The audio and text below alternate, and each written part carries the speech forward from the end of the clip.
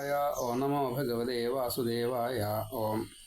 ശ്രീമദ് ഭാഗവത മഹാപുരാണം അതിൻ്റെ മാഹാത്മ്യം 5-ാമത്തെ അധ്യായം 49-ാമത്തെ ശ്ലോകം തൊട്ട് പറയണു. ഓം. 76-ാമത്തെ ഭാഗം. ഓം വംശൈകഗ്രന്ഥിഭേദോ ഭൂൽ സശബ്ദം പശ്യതാം സദാം ദ്വിതീയേഹി തഥാ സായം ദ്വിതീയഗ്രന്ഥിഭേദനം തൃതീയേഹി തഥാ സായം തൃതീയഗ്രന്ഥിഭേദനം ഏവം സപ്തദിനൈർവംശസ് സപ്തഗ്രന്ഥിവിഭേദനം ഏവം സപ്തദിനൈഃ വംശ സപ്തഗ്രന്ഥിവിഭേദനം പ്രേതോപി ദ്വാദശസ്കന്ധശ്രവണാത് പ്രേതതാം ജഹൗ ദിവ്യരൂപധരോ ജാതസ്തുളസീദാമമണ്ഡിത. സർവത്ര ഗോവിന്ദനാമ സങ്കീർത്തനം. ഗോവിന്ദ ഗോവിന്ദ. നാരായണ നാരായണ നാരായണ നാരായണ നാരായണ നാരായണ നാരായണ. പീതവാസാഖനശ്യാമോ മുകുടി കുണ്ടലാന്വിത നനാമ ഭ്രാതരം സദ്യോ ഗോകർണമിതി ചാബ്രവീത്. ഇങ്ങനെ ഭാഗവതം 7 ദിവസം കൊണ്ട് ഗോകർണൻ നന്നായിട്ട് തന്നെ പറഞ്ഞു. സജ്ജനങ്ങളെല്ലാം അത് കേട്ടുകൊണ്ടിരുന്നു. ആ മുളയുടെ ഏറ്റവും അടിയിലത്തെ കമ്പിൽ വാത്യാരൂപധരനായിക്കൊണ്ട്, ശരീരം കാറ്റാണ്, ആ കാറ്റ് ആയിട്ടുള്ള ശരീരത്തിൽ ഇരുന്നു കൊണ്ട് മുളയുടെ ഒന്നാമത്തെ ഏറ്റവും അടിയിലത്തെ കമ്പിൽ ഇരുന്ന ആ പ്രേതം, ധുന്ധുകാരി പ്രേതം, 1-ാമത്തെ ദിവസം വായന കഴിഞ്ഞപ്പോൾ ആ കമ്പ് പൊട്ടി, അടിയിലത്തെ കമ്പ്. അപ്പോൾ ഒരു കമ്പ് മുകളിലേക്ക് കയറാൻ സാധിച്ചു. അതേപോലെ 2-ാമത്തെ ദിവസം കഴിഞ്ഞ് കഴിഞ്ഞപ്പോൾ 2-ാമത്തെ കമ്പ് പൊട്ടി, 3-ാമത്തെ ദിവസം കഴിഞ്ഞപ്പോൾ 3-ാമത്തെ കമ്പ് പൊട്ടി, 4-ാമത്തെ ദിവസം കഴിഞ്ഞപ്പോൾ 4-ാമത്തെ കമ്പ് പൊട്ടി. അങ്ങനെ ക്രമേണയായിട്ട് മുകളിലേക്ക് കയറുകയാണ്. 5-ാമത്തെ കമ്പ് 5-ാമത്തെ ദിവസം കഴിഞ്ഞപ്പോൾ പൊട്ടി, 6-ാമത്തെ ദിവസം കഴിഞ്ഞപ്പോൾ 6-ാമത്തെ കമ്പ് പൊട്ടി, 7-ാമത്തെ ദിവസം കഴിഞ്ഞപ്പോൾ ഈ 7-ാമത്തെ കമ്പ് പൊട്ടിയിട്ട് ഭഗവാൻ വിഷ്ണുവിൻ്റെ രൂപം എങ്ങനെയാണോ അതേപോലെ ഈ ധുന്ധുകാരി പ്രേതം പ്രേതത്തിൻ്റേതായിട്ടുള്ള, പിതൃക്കളുടേതായിട്ടുള്ള, അതല്ലെങ്കിൽ മറ്റേതെങ്കിലും തരത്തിലുള്ള ഇനിയൊരു ജന്മം വേണ്ട, ആ നിലയ്ക്ക് മുക്തനായി വിഷ്ണുവിൻ്റെ രൂപം സ്വീകരിച്ചു. ഭഗവാൻ അനുഗ്രഹിച്ചു കൊടുത്തു. ആ രൂപത്തിൽ ആവിർഭവിച്ചു. ശ്രീവത്സം എന്ന മറുക്, കൗസ്തുഭം എന്ന രത്നം, ലക്ഷ്മി പക്ഷസിൽ, ഇത് 3 ഒഴിച്ച് ബാക്കിയുള്ളതെല്ലാം വിഷ്ണുവിൻ്റെ അതേ ഭാവ രൂപം എല്ലാം ഉണ്ടാവും, കഴിവുകളൊക്കെ ഉണ്ടാവും. ആ രൂപത്തിലാണ് പാർഷദൻ. അങ്ങനെയുള്ള വിഷ്ണു പാർഷദനായിട്ട് അവിടെ ആവിർഭവിച്ചു. ചതുർബാഹു വിഷ്ണു സ്വരൂപം, കിരീടം, കുണ്ടലം, പൊന്നരിഞ്ഞാണം, മഞ്ഞപ്പട്ട്, പൊൻചിലമ്പ്, ഇങ്ങനെ പലതും എത്രയാച്ചാ സൗന്ദര്യം, എത്രയാച്ചാ വിഷ്ണു സ്വരൂപത്തിനെ എങ്ങനെയാച്ചാൽ വർണ്ണിക്കാം, അതേപോലെ ആയിത്തീർന്നു. വംശ ഏകഗ്രന്ഥി ഭേദ അഭൂത്. വംശം വെച്ചാൽ മുള. ആ മുളയുടെ ഒരു ഗ്രന്ഥി, ഏകഗ്രന്ഥി, ഭേദ പൊട്ടൽ, അത് ഛേദിച്ചു, അഭൂത് സംഭവിച്ചു. വംശ ഏകഗ്രന്ഥി ഭേദ അഭൂത്. ആ മുളയുടെ ഒരു കമ്പ് അവിടെ ഭേദം, പൊട്ടൽ കഴിഞ്ഞു. സശബ്ദം പശ്യതാം സദാ. ആ ശബ്ദത്തെ എല്ലാവരും കേട്ടു. പ്രേതത്തിനെ കണ്ടിട്ടില്ല, പ്രേതം മുളയുടെ ഉള്ളിലാ. ആ കമ്പ് പൊട്ടിയെന്നേ ഉള്ളൂ. മുള അങ്ങനെ തന്നെ ഇരിക്കുകയാണ്. അടിയത്തെ കമ്പ് പൊട്ടിയപ്പോൾ ഒരു സ്റ്റെപ്പ് മുകളിലേക്ക് കയറാൻ സാധിച്ചു പ്രേതത്തിന്. ശബ്ദം കേട്ടു. ഇവിടെ പ്രേതം എന്ത് ചെയ്തു എന്നുള്ള ആർക്കും അറിയില്ല. ദ്വിതീയേ അഹ്നി. 2-ാമത്തെ പകൽ കഴിഞ്ഞു കഴിഞ്ഞപ്പോൾ, തഥാ സായം വൈകുന്നേരം ആയി കഴിഞ്ഞപ്പോൾ, ദ്വിതീയ ഗ്രന്ഥിഭേദനം 2-ാമത്തെ കമ്പ് പൊട്ടുന്നതായിട്ട് ശബ്ദം എല്ലാവരും കേട്ടു. സശബ്ദം പശ്യതാം സദാ. അത് ശബ്ദം പൊട്ടുന്നത് കണ്ടു എന്നാ പറയേണ്ടത്, കേട്ടു എന്നാ പറയേണ്ടത്, മനസ്സിലായി എന്നതാണ് അർത്ഥം. എല്ലാവർക്കും അത് മനസ്സിലായി. ഇനി തൃതീയ അഹ്നി തഥാ സായം. 3-ാമത്തെ ദിവസം ഇതുപോലെ കഴിഞ്ഞപ്പോൾ ആ വൈകുന്നേരത്തിൽ തൃതീയ ഗ്രന്ഥി ഭേദനം, 3-ാമത്തെ ഗ്രന്ഥി പൊട്ടുന്നതും എല്ലാവർക്കും ശബ്ദം കേട്ടു, മനസ്സിലായി.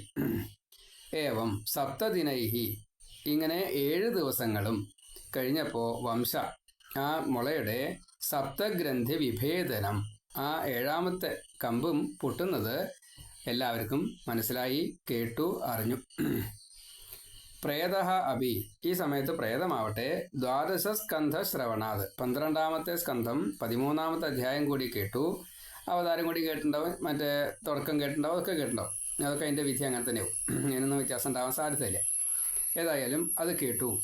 കേട്ട സമയത്ത് ദ്വാദശസ്കന്ധ ശ്രവണാത് പ്രേതതാം ജഹൗ, പ്രേതഭാവത്തെ ഒഴിവാക്കി നശിപ്പിച്ചു. സ്വയമേവ പ്രേതം നശിപ്പിക്കുകയല്ലാതെ ഭഗവാൻ ആ പ്രേത അവസ്ഥയെ മുഴുവൻ, ഇതിൻ്റെ മുന്നേ എന്തൊക്കെ പാപങ്ങളാണ് ഉണ്ടായിരുന്നത് അത് മുഴുവൻ നശിപ്പിച്ചു. അപ്പോൾ പ്രേതം എന്നുള്ളൊരവസ്ഥ മാറി. ഭൂത പ്രേത പിശാച 3 ഭാവമാണ്. ഈ 3 ഭാവത്തിനെയും കൂടിയിട്ടാണ് പ്രേതം എന്ന് പറഞ്ഞത്. അവിടെ ശരീരമില്ലാത്തൊരവസ്ഥയിലായിരുന്നു, കാറ്റിൻ്റെ രൂപത്തിലായിരുന്നു, പിന്നെ ശരീരം കിട്ടിയിട്ടുണ്ടാവാം. അതേപോലെ ഭൂതഗണങ്ങളിൽ പെട്ടതാവാം. അപ്പോൾ അതൊക്കെ ഈ ദേവന്മാരിൽ പെട്ടത് തന്നെയാണ്. ഈ ദേവന്മാരിൽ പെട്ടതാണെങ്കിലും അവിടെ ഒരു ഗതിയും ഇല്ലാത്തൊരവസ്ഥയിലാണ്. ശരീരം കിട്ടാതെ കണ്ട് ഈ പാപത്തെ തീർക്കാൻ സാധിക്കില്ല. കർമ്മം ചെയ്താലേ തീർക്കാൻ സാധിക്കുള്ളൂ. അതിന് പരിഹാരമാണ് ഭാഗവതം. ശരീരം വേണ്ട ഇനി. കാരണശരീരം കിട്ടാൻ വേണ്ടിയിട്ടല്ല ഭാഗവതം വായിക്കുന്നത്. കാരണശരീരം കിട്ടാൻ വേണ്ടി മറ്റ് കർമ്മങ്ങളൊക്കെ ചെയ്താൽ മതി. അപ്പോൾ കാരണശരീരം കിട്ടി. കാരണശരീരം കിട്ടിക്കൊണ്ട് മറ്റേ ഈ പാഥേയങ്ങൾ സ്വീകരിച്ച് പിണ്ടു ബലി എന്തൊക്കെയാ വെച്ചാൽ അതൊക്കെ സ്വീകരിച്ച് ക്രമേണയായിട്ട് പ്രേതാവസ്ഥയിൽ നിന്ന് നരകത്തിലെത്തി ശിക്ഷ കിട്ടി ധർമ്മദേവൻ്റെ അനുഗ്രഹത്തോട് കൂടിയിട്ട് വീണ്ടും സ്വർഗത്തിലേക്ക് തന്നെ പോയി സ്വർഗത്തിൽ കുറേ സുഖമൊക്കെ അനുഭവിച്ച് വല്ലതും ബാക്കിയുണ്ട് വെച്ചാൽ ആദ്യ ഭൂമിയിൽ വന്ന് വീണ്ടും കർമ്മം. ഇതിങ്ങനെ കണ്ടിന്യൂസ് ആയിട്ട് ചെയ്തുകൊണ്ടിരിക്കുക. ഗർഭഗീതയിൽ അത് പറയുന്നുണ്ട്. അപ്പോൾ ഇവിടെ ഭാഗവതം കേട്ട് കഴിഞ്ഞപ്പോൾ അത് വേണ്ട. ഇവിടെ പ്രേതതാം ജഹൗ, പ്രേതഭാവത്തെ ഇല്ലാണ്ടാക്കി. പിന്നെ രണ്ടാമതൊരു ജന്മം വേണ്ട. ദിവ്യരൂപധരഹ, ദിവ്യരൂപത്തെ ധരിച്ചു, പ്രകാശരൂപത്തെ ധരിച്ചു എന്നാണ്. നേരത്തെ വാത്യാരൂപധരനായിരുന്നു, അപ്പോൾ രൂപമൊന്നും ഉണ്ടാകുന്നില്ല. ദിവ്യരൂപം, അത് പ്രകാശരൂപം. രൂപമുണ്ട്, അഗ്നിക്ക് രൂപമാണല്ലോ, രൂപമുണ്ട്. ഈ രൂപം വിഷ്ണു സ്വരൂപമാണ്. വിഷ്ണു സ്വരൂപമായതുകൊണ്ട് സ്വയം പ്രകാശിത ഭാവം, പ്രകാശം ഓറ അങ്ങനെ പുറമേക്ക് വരും. രത്നം എങ്ങനെയാണോ ഇരുട്ടത്ത് വെച്ച് കഴിഞ്ഞാൽ പ്രകാശം 4 പുറകേക്കും വരണത്, ദീപം വെളിച്ചം, അഗ്നി എങ്ങനെയാണോ തരണത്, ചന്ദ്രൻ സൂര്യൻ ഒക്കെ എങ്ങനെയാണ് തരണത്, അതേപോലെ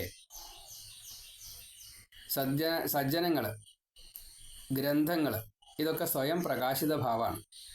ബ്രാഹ്മണർ, ഭക്തന്മാർ, പതിവ്രതകൾ, അർഭകന്മാർ, ഇതൊക്കെ സ്വയം പ്രകാശിത ഭാവമാണ്.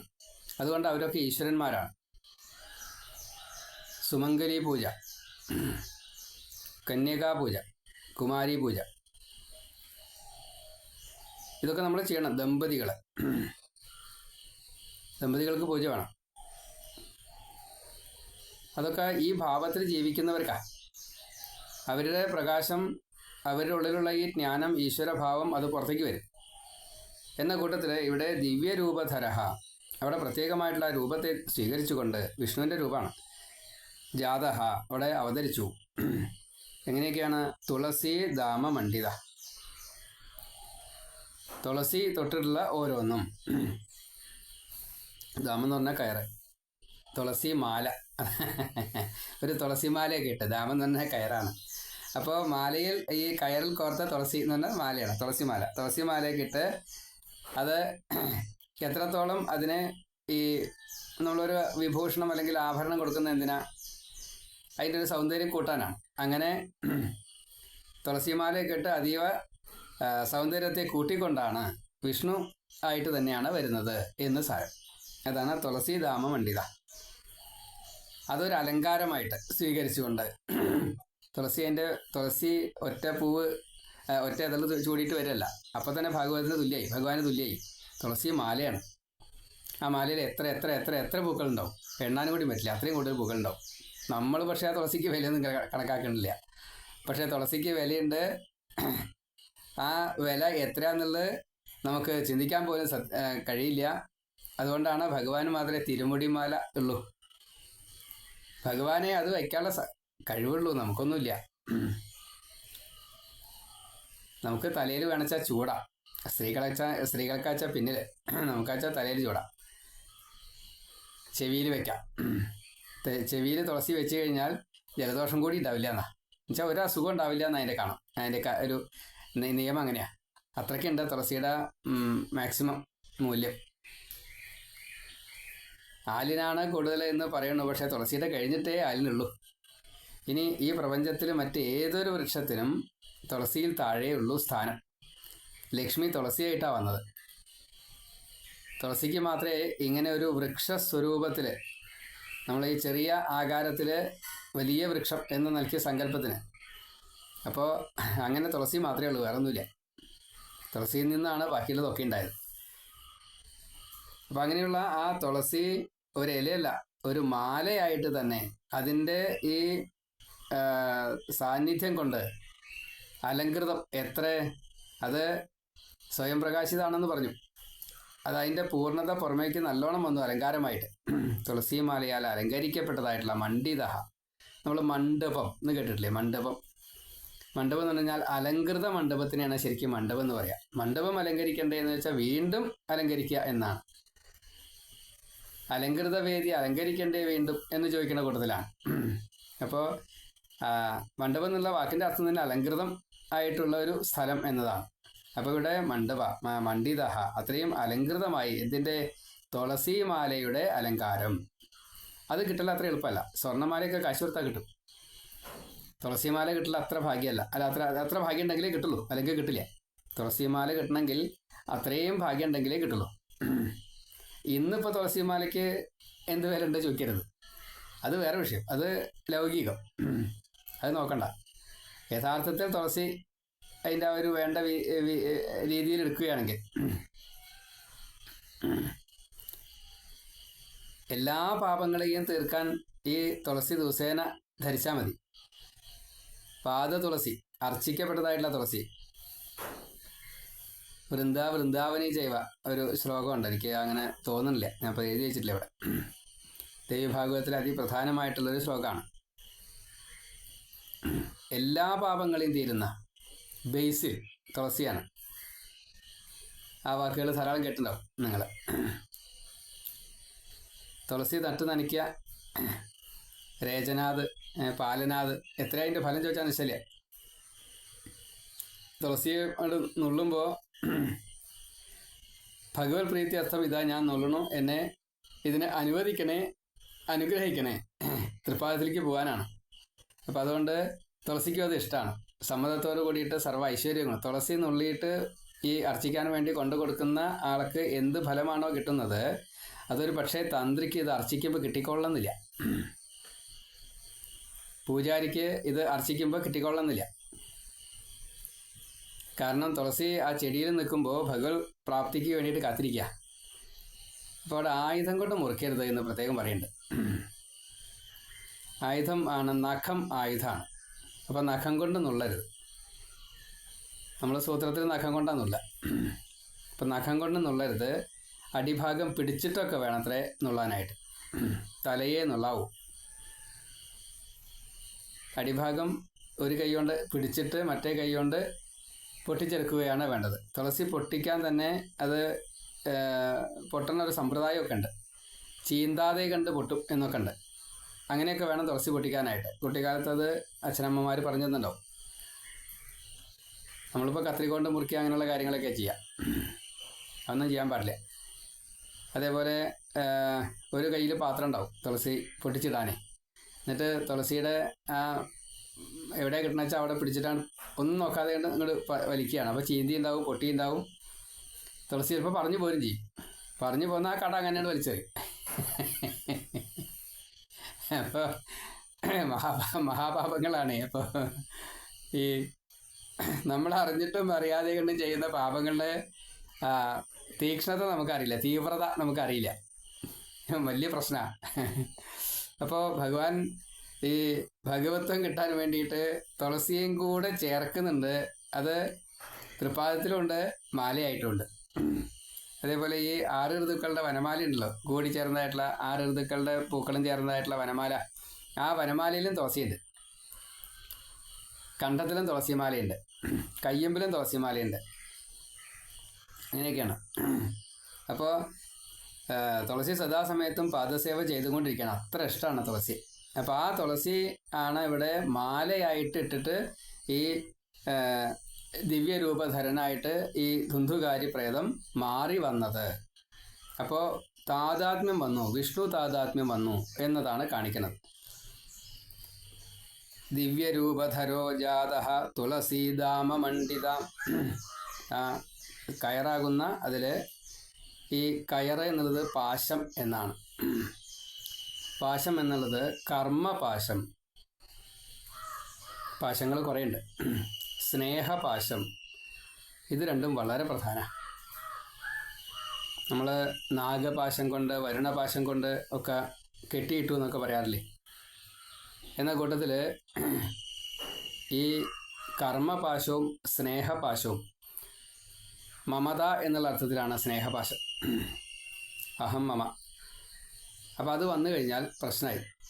കാമപാശം, കാലപാശം. കാലപാശം എന്നുള്ളത് നമ്മൾ കാലനെ ഉദ്ദേശിച്ചിട്ടാണ് പറയാറുമെങ്കിലും ആ ശരീരം ഈ ജീവനിലിരിക്കുന്ന അതിനെ അവസാനിപ്പിച്ചു എന്നുള്ളതാണ് കാലപാശം. ശരീരത്തിൽ ഇരിക്കാൻ ജീവൻ ഇത്ര കാലം എന്നൊരു കണക്കുണ്ട്.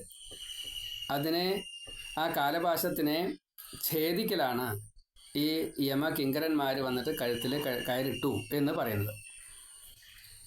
അജാമിളൻ്റെ കഥയിൽ പറയും ആ പാശത്തെ ഛേദിച്ചു എന്ന്. പിന്നീട് അജാമിളൻ മറ്റൊരു ശരീരമല്ല, ആ ശരീരത്തിൽ തന്നെയാണ് ബദരിയിൽ പോയിട്ട് കുറേ കാലം ഈശ്വര ഭജനം ചെയ്തത്. കാലപാശം എന്നുള്ളത് വെറും കയറിട്ട് വലിക്കലല്ല. ആ ശരീരത്തിൽ ഈ ജീവൻ എത്ര കാലമാണോ ജീവിക്കേണ്ടത് അത് കഴിഞ്ഞു എന്ന് കാലൻ അറിയിക്കുകയാണ്. പക്ഷെ ആ അറിയിപ്പ് വിഷ്ണു പാർഷദന്മാർ വന്നിട്ട് ഛേദിച്ചു. ഇനിയും കുറച്ച് കാലം കൂടിയുണ്ട്. ഇവിടെ ഒരു തവണ നാരായണൻ ജപിച്ചപ്പോഴാണ് അങ്ങോട്ട് കയറിയത്. അപ്പോൾ വിഷ്ണു പാർഷദന്മാർ വന്നിട്ട് ഈ കാലകിങ്കരന്മാരുടെ യമകിങ്കരന്മാരുടെ ആ പാശത്തെ ഛേദിച്ചു. ഇനിയും കുറച്ച് കാലം കൂടി ഈ ജീവൻ ഈ ശരീരത്തിൽ തന്നെ ഇരിക്കും, നിങ്ങൾ പൊയ്ക്കോളൂ. അപ്പോൾ യമദേവൻ്റെ ഈ അവർക്ക് കൊടുത്തതായിട്ടുള്ള ആജ്ഞ എന്തുകൊണ്ട് ലംഘിക്കപ്പെട്ടു എന്ന് ചോദിച്ചപ്പോഴാണ് നിയമം വേദമാണ്, വേദം ഭഗവാൻ പറഞ്ഞതാണ്, നിങ്ങൾക്കറിയാമല്ലോ, അതിൻ്റെ സൂക്ഷ്മതത്വം യമനോട് ചെന്ന് ചോദിച്ചോളൂ. അവർ മടങ്ങിപ്പോയി. യമനോട് ചോദിച്ചു. യമൻ ആദ്യം ഭഗവാനോട് ക്ഷമ യാചിച്ചു. എൻ്റെ കിങ്കരന്മാർക്ക് ഞാനത് പറഞ്ഞു കൊടുത്തായിരുന്നില്ല, ക്ഷമിക്കണം. ക്ഷമിച്ചു. അപ്പോൾ ജാതകം വായിക്കുമ്പോൾ ഈ ഒടുക്കത്തെ വായന അത് തൽസമയത്ത് ഈ കിങ്കരന്മാർക്ക് തോന്നണം. കാരണം അവിടുന്ന് പോരുകയും ചെയ്തു, ഇവിടെ എത്രേൻ്റെ മുന്നേ ഈ നാമം ജപിക്കുകയും ചെയ്തു. നാമം ജപിച്ചപ്പോൾ പാപം തീർന്നു. അത് കിങ്കരന്മാർക്ക് അറിയില്ല. ആ ഭാവത്തെ പറഞ്ഞു കൊടുത്തു. അപ്പോൾ ഇനി നിങ്ങൾ പോകുമ്പോൾ ആരെങ്കിലും നാമം ജപിക്കുന്നുണ്ടോ അവിടേക്ക് പോകരുത് കേട്ടോ എന്ന് ഉപദേശിച്ചു. അപ്പോൾ നമുക്കത് സന്തോഷമായി. കാരണം നമ്മൾ നാമം ജപിക്കുന്നവരായതുകൊണ്ട് നമ്മുടെ അടുത്തേക്ക് കാലന്മാർ വരില്ല, കാലകിങ്കരന്മാർ വരില്ല, ഈ പാശം ഇടില്ല. വിഷ്ണു പാർഷദന്മാർ വന്ന് പാശമല്ല ഇട, അവർ രൂപത്തെ മാറ്റിക്കൊണ്ട് ദിവ്യരൂപത്തിലേക്ക് ജീവനെ പ്രവേശിപ്പിച്ചുകൊണ്ടാണ് വൈകുണ്ഠത്തിലേക്ക് വിമാനത്തിൽ കൊണ്ടുപോവുക. മറ്റത് അടി പിടി കാരണശരീരത്തിൽ കയറിയിട്ട് മറ്റേ നായക്കടി, ഈ കൊമ്പ് കൊണ്ടുള്ള കുത്തൽ, ഇങ്ങനെ പലതും വേണം യമലോകത്തിലേക്ക്, ഈ നരകത്തിലേക്ക് എത്താൻ വേണ്ടിയിട്ട്. ഇവിടെ അത് വേണ്ട. അതാണ് വ്യത്യാസം.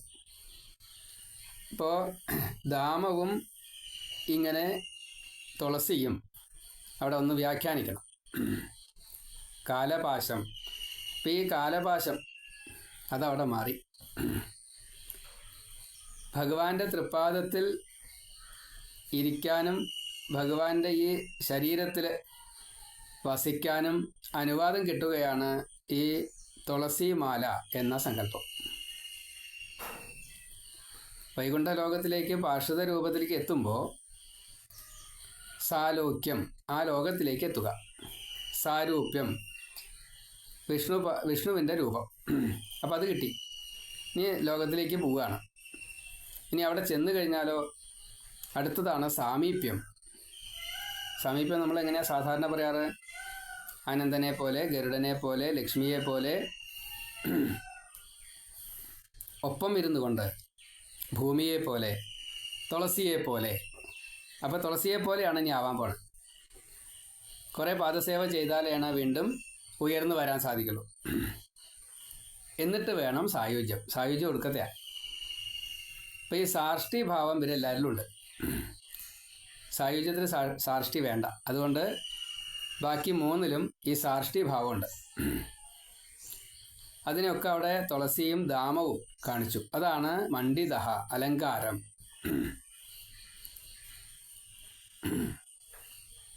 ഭക്തന്മാരായിട്ടുള്ള നിങ്ങൾ ഇതിനെ കേൾക്കുക, ഇതിനെ വിശകലനം ചെയ്യുക, മറ്റുള്ളവർക്ക് ഷെയർ ചെയ്ത് കൊടുക്കുക. ദിവ്യരൂപധരോ ജാത തുളസീദാമമണ്ഡിതാം.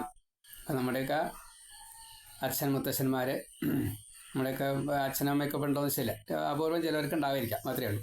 എല്ലാവർക്കും ഉണ്ടായിക്കൊള്ളുന്നില്ല. ഏതായാലും മുത്തശ്ശനോ മുത്തശ്ശിമാരോ ഒന്നും ഇനി ഉണ്ടാവില്ല. നമ്മുടെയൊക്കെ മറ്റേ ചെറുപ്പക്കാർ കേൾക്കേണ്ട വെച്ചാൽ അവർക്ക് മാത്രമേ ഉണ്ടാവുള്ളൂ. ഇപ്പോൾ ഈ ഗ്രൂപ്പിലുള്ളവർക്ക് ഉണ്ടാവില്ലോ, ഞാനത് പറഞ്ഞു തന്നേ ഉള്ളൂ. ഏതായാലും അവർക്കൊക്കെ ഈ മുക്തി കിട്ടാൻ വേണ്ടിയിട്ട് ഈ ഒരു പ്രാർത്ഥനയോട് കൂടിയിട്ട് നമ്മൾ വെറുതെ പ്രാർത്ഥിച്ചാൽ മതി, വേറെ ഒന്നും വേണ്ട. എല്ലാ ദിവസവും കുളിക്കുമ്പോൾ ഒരു ലേശം വെള്ളം പിതൃക്കൾക്ക് എന്ന് സങ്കല്പിച്ച് കൊടുക്കുക. തലമുടിയും മുണ്ടും എന്നും കൊടുക്കണോണ്ട് വിരോധമില്ല. ശുദ്ധമായിരിക്കണം. നമ്മൾ ഈ കുളിമുറിയിലേക്ക് ഒരു കുഴപ്പമുണ്ട്. കുളിമുറിയത്തെ വെള്ളം പോകുന്നത് അശുദ്ധമായിട്ടുള്ള സ്ഥലത്തേക്കാണ്. അപ്പോൾ അവിടെ ചെറിയൊരു ഒരു മനസ്താപം ഉണ്ടാവാൻ സാധ്യതയുണ്ട്. അത് ഇതിനെ വിപരീതമായിട്ട് ബാധിക്കുകയും ചെയ്യും. അപ്പോൾ അത് വരുന്നില്ല എന്നുള്ള ഉറപ്പുള്ള രീതിയിൽ ആണെങ്കിൽ അത് ചെയ്യുക. അതല്ലെങ്കിൽ മനസ്സുകൊണ്ട് സ്വധാദേവിയെ സ്മരിക്കുക, ഭഗവാനെ സ്മരിക്കുക, നമ്മുടെ ബന്ധത്തിൽപ്പെട്ടതായിട്ടുള്ള ബന്ധഭാവത്തെ, ഇനി അത് വേണ്ട, അത് സ്മരിക്കുക. രക്ഷപ്പെടട്ടെ, ആ ജീവൻ രക്ഷപ്പെടട്ടെ എന്ന് പ്രാർത്ഥിക്കുക. അപ്പോൾ ഈ കാലപാശം അവിടെ ഇല്ലാണ്ടേ, ഈ ദാമം അവിടെ ഇല്ലാണ്ടേ. ഇപ്പോൾ ഭാഗവതം വായിച്ച് കേൾപ്പിച്ചു കഴിഞ്ഞാൽ ഇതാണ് ഫലം. അപ്പം അതുകൊണ്ടാണ് ഭാഗവതം വായിക്കുമ്പോൾ അവിടെ ഈ ആവശ്യക്കാരൻ, ഇപ്പോൾ കുട്ടികളില്ല, സന്താനം ഇല്ല, അപ്പോൾ അത് കേൾക്കാൻ, അതാണ് ആവശ്യിച്ചാൽ അപ്പോൾ ഈ കുട്ടികൾ അവിടെ ഇരിക്കണം, ഈ യുവമിഥുനങ്ങൾ അവിടെ ഇരിക്കണം കേട്ടുകൊണ്ട്. അപ്പോഴാണ് അവരുടെ രണ്ടുപേരെയും പ്രാർത്ഥന അടുത്തേക്ക് കിട്ടുള്ളൂ. അതേപോലെ തന്നെ കല്യാണം നടക്കാനായിട്ടാണെന്ന് വെച്ചാൽ അപ്പോഴും ആ ക്ലൈൻറ്റ് അവിടെ ഇരിക്കണം. എന്താണോ ആവശ്യം, രോഗം മാറുക വെച്ചാൽ അവർ പുല്ല് തൊട്ട് പുല്ലിടും. ശുദ്ധമായിട്ടാണെന്ന് വെച്ചാൽ പുല്ലിടും. പുല്ലിട്ടിട്ട് ഈ പുല്ല് പിടിച്ചിട്ട് ഭാഗവതം മുഴുവൻ വായിച്ച് കേൾപ്പിച്ച് കൊടുക്കുക. എല്ലാ പാപവും തീരും. അതിന് വേറൊരാളുടെ സഹായവും വേണ്ട, ആചാര്യം മാത്രമേ വേണ്ടൂ. രാവിലെ ഒറ്റ നേദ്യേ വേണ്ടൂ. അതേപോലെ സഹസ്രനാമം ജപിച്ച് കൂട്ടപ്രാർത്ഥനാ മന്ത്രങ്ങളൊക്കെ ചൊല്ലി ഭാഗവതം വായിക്കാം. 7 ദിവസം കൊണ്ട് വായിച്ച് 7 ദിവസം ഈ ക്രമം ഉണ്ട്, ആ ക്രമത്തിനനുസരിച്ച് ഇത് വായിച്ച് ആയിക്കഴിഞ്ഞാൽ ആ ജീവനും ആ കുടുംബവും വേറൊന്നും വേണ്ട. അലങ്കാരങ്ങളോ അല്ലെങ്കിൽ മറ്റുള്ളവർ വരെ കൂട്ടിരിക്കുക, ഇതൊന്നും വേണ്ട. കൂട്ടിയിരുന്നോണ്ട് വിരോധമില്ല, അത്രയേ ഉള്ളൂ.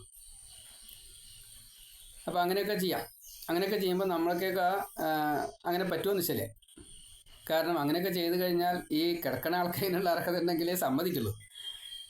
അത് ചെയ്യിക്കാനുള്ള ആൾക്കാർക്ക് അതിനുള്ള സമ്മതം ഉണ്ടെങ്കിൽ മാത്രമേ അത് അയ്യോ എൻ്റെ അഭിമാനം നഷ്ടമാവും.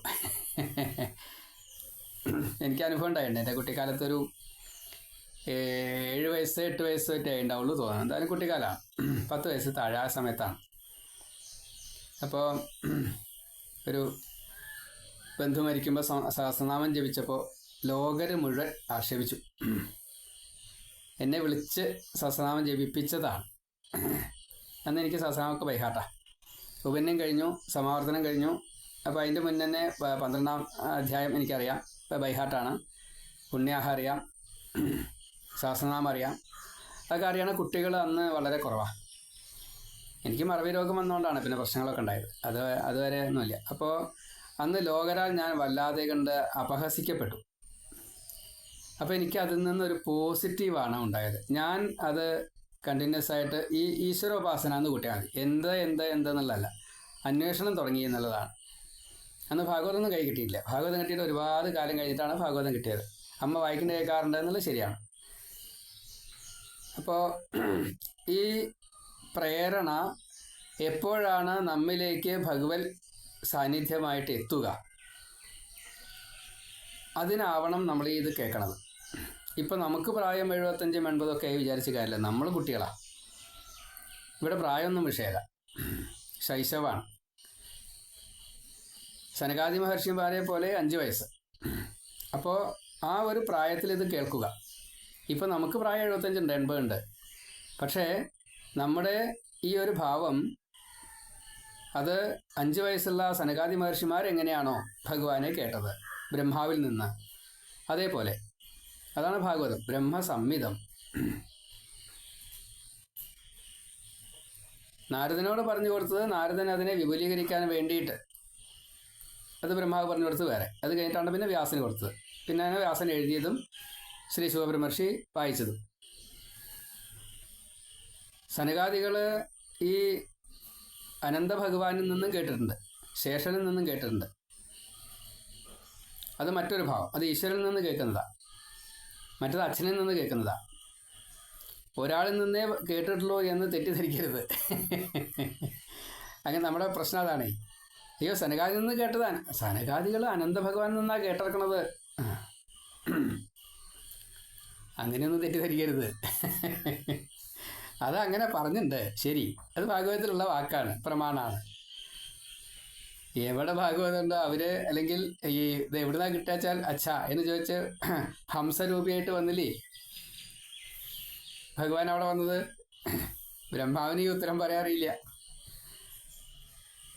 കോ ഭവാൻ എന്ന് ചോദിച്ചപ്പോൾ തന്നെ പഴച്ചു എന്നാ പറഞ്ഞ്. അപ്പോൾ ഇതൊക്കെ ഭാഗവതത്തിലുണ്ട്. ഇതൊക്കെ ആര് കേട്ടു? ധുന്ധുകാരി കേട്ടു, പ്രേതം മുക്തനായി. നമ്മൾ തൊന്തുകാരി, നമ്മളിപ്പോൾ പ്രേതം തന്നെയാണ്. നമുക്ക് ശരീരമുണ്ട്, എല്ലാവിധ സൗകര്യങ്ങളൊക്കെ ഉണ്ട്. അതൊക്കെ ഉപയോഗിച്ചോളൂ. അതൊക്കെ ജീവിക്കാൻ എന്തൊക്കെയാ വെച്ചാൽ അതൊക്കെ ആവാം. പക്ഷെ കൂടെ ഇതും കൂടി ഉണ്ടായാൽ മതി. അപ്പം ഈ ഭാവത്തെ നമ്മൾ ഇതാണ് ഇത് ഉള്ളിലുണ്ടാവണം. അപ്പം അതുകൊണ്ട് ഈ ശുദ്ധാശുദ്ധമൊന്നും പ്രശ്നമല്ല. ലോകർക്ക് അങ്ങനെ നമ്മൾ ചെയ്യുന്നത് അവർക്ക് പ്രശ്നമുണ്ടാകും എങ്കിൽ മാത്രം നമ്മളത് ചെയ്യണ്ട. നമ്മുടെ മനസ്സിനെ ബാധിക്കുന്നില്ല വെച്ചാൽ ചെയ്യാം. ഋഷഭദേവൻ വസ്ത്രം ധരിച്ചത് അതിന് വേണ്ടിയിട്ടാണ്. ഒടുക്കം വസ്ത്രം ധരിക്കാതെ കണ്ടും നടന്നു എന്നാണ്. അപ്പോൾ അവധൂത വേഷക്കാര്, നമ്മളിപ്പോൾ അവധൂതനാണ്. എങ്ങനെയാണ് നമ്മൾ അവധൂതൻ? നമുക്കിപ്പോൾ ലൗകികമായിട്ടുള്ള എല്ലാം ഉണ്ട്. എങ്കിലും ഭാഗവതം കേൾക്കുമ്പോൾ ഇതിൽ ഇങ്ങനെയൊക്കെ ഉണ്ടല്ലോ എന്ന് അറിഞ്ഞുകൊണ്ട് വേണം അതിനെ കേൾക്കാനായിട്ട്. ഈ ആത്മതത്വം എന്നുള്ളത് ഈ ജീവനും ബ്രഹ്മവും, ജീവാത്മാ പരമാത്മാ വ്യത്യാസമൊന്നുമില്ല, തുല്യമായിട്ട് കണക്കാക്കണം. ഇത് കണക്കാക്കണം എന്ന് പറയുമ്പോൾ തന്നെ മായയാൽ ബാധിക്കപ്പെട്ടത് കൊണ്ടാണ് മനസ്സിലാവാത്തത് എന്ന് പ്രത്യേകം പറയുന്നുണ്ട്. അപ്പോൾ ഇത് മായയാണ്. ഈ മായയെ മറികടക്കാൻ വളരെ എളുപ്പമാണ്. യാതൊന്നാണോ ഇല്ലാത്തത്, അതിലാണ് നാം കുടുങ്ങിയിരിക്കുന്നത്. അപ്പോൾ അതെന്നാൽ നമ്മളെ ബാധിക്കില്ലേ? ഇപ്പോൾ ബാധിക്കും. പക്ഷേ ജ്ഞപ്തി മാത്രം എന്ന നിലയ്ക്ക് ഇത് ഇങ്ങനെയാണ് എന്ന് അറിഞ്ഞുകൊണ്ട് അതിനെ സ്വീകരിക്കുക. ഇപ്പോൾ തുളസിയുടെ ഭാവങ്ങളൊക്കെ മനസ്സിലായിട്ടുണ്ടാവും. നമുക്ക് തുളസി ചൂടാൻ വല്ല പ്രയാസമുണ്ടോ? ഭഗവാൻ എല്ലാ ദിക്കിലും പൂജയും കാര്യങ്ങളൊക്കെ ഉണ്ട്. പ്രസാദമായിട്ട് തുളസി തരും. ചിലയ്ക്ക് ചെന്നാൽ തുളസി കിട്ടില്ല. അപ്പോൾ പ്രശ്നമാണ്. തുളസി വേണം. തുളസിയും പ്രശ്നമാണ്. കാരണം ഇന്നിപ്പോൾ ഒക്കെ മരുന്നടിച്ചിട്ടും അങ്ങനെയൊക്കെയാണ്. എന്തായാലും അതൊക്കെ പോട്ടെ. നമുക്ക് ആ ഒരു സങ്കല്പം ഉണ്ടായാണ്. നമ്മുടെ ഉള്ളിൽ ആ ഒരു പൂവ് എന്നുള്ളത് ആകാശത്തിൻ്റെ പ്രതീകമായതുകൊണ്ട് നമ്മളും അതിൽ പെട്ടതാണ്. അപ്പോൾ ആകാശം എന്നുള്ളത് സർവ്വവ്യാപിത്വമാണ്. അത് ജീവൻ്റെ ഒരു ഇതിലാണ് വരിക. ഈശ്വരഭാവം അതാണ്. അപ്പോൾ അതുകൊണ്ട് ലൗകികം എന്ന നിലയ്ക്ക് നമുക്ക് ഈ ഈശ്വരഭാവത്തിലെ വിരാട് എന്നുള്ള നിലയ്ക്ക്, അതല്ലെങ്കിൽ ആകാശം സർവ്വവ്യാപിത്വം എന്ന നിലയ്ക്ക് ഈ പൂക്കളെ ഹൃദയം എന്ന നിലയ്ക്ക്, മനസ്സ് എന്ന നിലയ്ക്ക് കണക്കാക്കാം. ഏതായാലും അതിനൊരു ഒരു ദിവ്യഭാവമുണ്ട് പൂക്കൾക്കൊക്കെ, എല്ലാ പൂക്കൾക്കും. അപ്പോൾ അതുകൊണ്ട് അത് സങ്കല്പിച്ചുകൊണ്ട് ചൂടുക. അങ്ങനെ ചൂടിക്കഴിഞ്ഞാൽ പിന്നെ തുളസി കിട്ടിക്കോളും, ഭഗവാന്റെ അടുത്ത് എത്തിക്കോളും. അത് ഈ പാശങ്ങളെ മുഴുവൻ, സ്നേഹപാശവും കർമ്മപാശവും, അതാണ് ഈ പ്രാരബ്ധം വരുന്നതാണ് കാമപാശം. അപ്പോൾ അതിനെ ഒഴിവാക്കണം. അതിനെ ഒഴിവാക്കി കഴിഞ്ഞാലോ കാലപാശം. കാലപാശം എന്ന് പറഞ്ഞു കഴിഞ്ഞാൽ യമൻ്റെ പാശമല്ല, മറിച്ച് ഇത് ഈ ശരീരവും ജീവനുമായിട്ടുള്ള ബന്ധത്തെ തീർത്തു.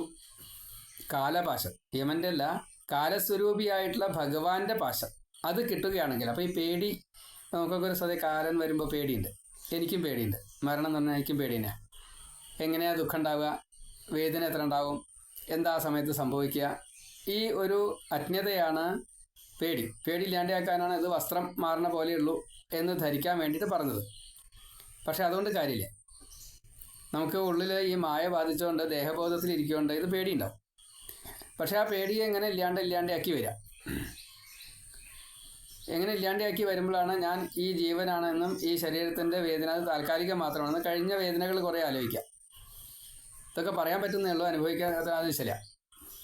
കഴിഞ്ഞ വേദനകളെ അനുഭവിക്കുമ്പോൾ അതിൽ ഏറ്റവും മാക്സിമം ആയിട്ട് അനുഭവിച്ചുള്ള ആ വേദന അത്രയൊന്നും ഉണ്ടാവില്ലായിരിക്കും എന്ന് ലഘൂകരിക്കുക. ഇതൊരു സൂത്രമാണ്. ഇവിടെ പ്രേതം എന്താ ചെയ്തത്? ധുന്തുകാരി പ്രേതം ഇതൊഴിച്ച് ബാക്കി ഒന്നും ചിന്തിച്ചില്ല. ഭാഗവതം കേട്ടു, അതിനെ മനനം ചെയ്തു, അതിൽ നിന്ന് ഓരോന്നായിട്ട് കിട്ടി. ഇപ്പം നമ്മളിപ്പോൾ ഇത്രയും കൂടുതൽ പറഞ്ഞത് തുളസീദാമ മണ്ഡിത എന്നുള്ള ആ വാക്കിനെയാണ്. ഇങ്ങനെ ഓരോന്നിനെയും വിശകലനം ചെയ്യുമ്പോൾ, അതിനെ മനനം ചെയ്യുമ്പോൾ പലതും ഋഷിഭാവത്തിൽ കണ്ടുകിട്ടും, അർത്ഥങ്ങൾ പലതും കണ്ടുകിട്ടും. അങ്ങനെ കണ്ടുകിട്ടുന്ന ഒരു ഭാവത്തിൽ നമ്മൾ എത്തിക്കഴിഞ്ഞാൽ നമ്മളും ഈ ഭാവത്തിലെത്തി. അപ്പം പിന്നെ ഏത് ഭാവത്തിലെത്തും? നമ്മൾ വിഷ്ണു സ്വരൂപത്തിലെത്തും. അതാണ് പീതവാസ ഘനശ്യാമോ മുകുടി കുണ്ടലാന്വിത നനാമ ഭ്രാതരം സദ്യോ ഗോകർണം ഇതി ചാബ്രവീത്. പീതവാസ മഞ്ഞപ്പെട്ട കൊടുത്ത്, ഘനശ്യാമ മേഘത്തിൽ വെള്ളം ധാരാളമുള്ള ഒരു ഭാവം. കറുത്ത മേഘവും വെളുത്ത മേഘമൊക്കെ നമ്മൾ കാണും. അപ്പോൾ അതിൽ കറുത്ത മേഘം, അങ്ങനെ ഒരു കിരീടമൊക്കെ, മുകുടി, കൃഷ്ണ മുകുടി അല്ലേ, ആ മകുടം പോലെയുള്ള ഒരു കിരീടമാണ്. കുണ്ടലാന്വിത മകരമത്സ്യം, ആ ആകൃതിയിലുള്ള ചെവിയിൽ ആഭരണം, ഒരു മകരമത്സ്യത്തിൻ്റെ ആകൃതിയിലുള്ളൊരു കുണ്ടലം ധരിച്ചിട്ടുണ്ട്. അപ്പോൾ ആ ദിവ്യരൂപധരനായിട്ടുള്ള തുളസീദാമ മണ്ഡിതനായിട്ടുള്ള മഞ്ഞപ്പെട്ടുടുത്ത ഈ ശ്യാമള മേഘത്തിൻ്റെ വർണ്ണമുള്ളതായിട്ടുള്ള കിരീടമണിഞ്ഞതായിട്ടുള്ള ഈ കർണാഭരണം, കുണ്ടലം, മകരകുണ്ടലം ധരിച്ചതായിട്ടുള്ള ഭഗവാൻ, ഈ ധുന്ധുകാരി പ്രേതം വിഷ്ണു സ്വരൂപനായിട്ടുള്ള ആ ദിവ്യരൂപധരൻ നനാമ ഭ്രാതരം സദ്യ, നനാമ നമസ്കരിച്ചു. ഏട്ടനെ നല്ല ഭ്രാതര അനുജന, ഗോകർണൻ അനുജന. അപ്പോൾ അവിടെ ഭ്രാതരം സഹോദരനെ, നനാമ സദ്യ വളരെ പെട്ടെന്ന് തന്നെ, ഗോകർണനെ ഇങ്ങനെ നമസ്കരിച്ചു. ഇതി ച അബ്രവീത്, ഇപ്രകാരവും പറഞ്ഞു. അബ്രവീത് പറഞ്ഞു. നനാമ നമസ്കരിച്ചു. ഭ്രാതരം ഈ സഹോദരൻ, ഗോകർണൻ, ആ ഗോകർണ സഹോദരനെ, സദ്യ വളരെ പെട്ടെന്ന് തന്നെ. എന്നിട്ടോ ഇതി ഇങ്ങനെ, ച എന്നാണ് അർത്ഥം. അബ്രവീത് പറഞ്ഞു. ആ പറഞ്ഞതിൻ്റെ ശ്ലോകം വായിച്ചിട്ട് അത് വിസ്തരിക്കൽ അടുത്തലാവാം. ത്വയാഹം മോചിതോ ബന്ധോ കൃപയാ പ്രേതകശ്മലാത് ധന്യാ ഭാഗവതി വാർത്ത പ്രേത പീഡാ വിനാശിനി. അങ്ങയാൽ ഞാൻ മോചിക്കപ്പെട്ടു. അങ്ങ് തന്നെയാണ് യഥാർത്ഥത്തിലുള്ള ബന്ധു. ബന്ധിക്കുന്നയാളല്ല ബന്ധു, ബന്ധത്തെ ഇല്ലാണ്ടാക്കുന്നയാളാണ് ബന്ധു. ഇവിടെ കൃപയ വളരെയധികം കാരുണ്യത്തോടു കൂടിയിട്ടാണല്ലോ, കൃപാസിന്ധോ കാരുണ്യമൂർത്തെ, കടലെ എന്നാ വിളിച്ചത്. പ്രേത കശ്മലാത്, പ്രേതഭാവമാകുന്ന ഈ കശ്മലഭാവം അതെങ്ങനെയാ അങ്ങ് തീർത്തത്? ഭാഗവതം വായിച്ചുകൊണ്ട്. ധന്യ ഭാഗവതി വാർത്ത, ഭഗവാന്റേതായിട്ടുള്ള ഭഗവത് കഥകൾ, അതിൻ്റെ വിന്യാസങ്ങളൊക്കെ വാർത്തയായിക്കൊണ്ട് അങ്ങ് വായിച്ചു കേൾപ്പിച്ചു. അത് എനിക്കിതാ ഈ രൂപം ധരിക്കാൻ സാധിച്ചു. എൻ്റെ ഈ ചീത്തഭാവങ്ങൾ മുഴുവൻ ഇല്ലാണ്ടായി. അതുകൊണ്ട് ഭാഗവതി വാർത്ത ധന്യയാണ്, ധന്യം തന്നെയാണ്. പ്രേത പീഡ വിനാശിനി, പ്രേതം തൊട്ടുള്ള ഭാവങ്ങൾ നമ്മളെ പീഡിപ്പിക്കുക, ദ്രോഹിക്കുക, അത് മുഴുവൻ ഇല്ലാണ്ടാക്കുക എന്ന ഭാവം. നമുക്കതിനെ ഒന്നുകൂടി വിസ്തരിക്കാം, അടുത്തേൽ പറയാം. ത്വയാഹം മോചിതോ ബന്ധോ കൃപയാ പ്രേതകശ്മലാത് ധന്യാ ഭാഗവതി വാർത്ത പ്രേതപീഡാവിനാശിനി. സർവത്ര ഗോവിന്ദ നാമ സങ്കീർത്തനം ഗോവിന്ദ ഗോവിന്ദ. ഇപ്പം നമ്മൾ 76-ാമത്തെ ഭാഗമാണ് പറഞ്ഞത്. 49-ാമത്തെ ശ്ലോകം മുതൽ 53-ാമത്തെ ശ്ലോകം വരെ. അടുത്തതിൽ ബാക്കി കേൾക്കാം. സർവത്ര ഗോവിന്ദ നാമ സങ്കീർത്തനം ഗോവിന്ദ ഗോവിന്ദ.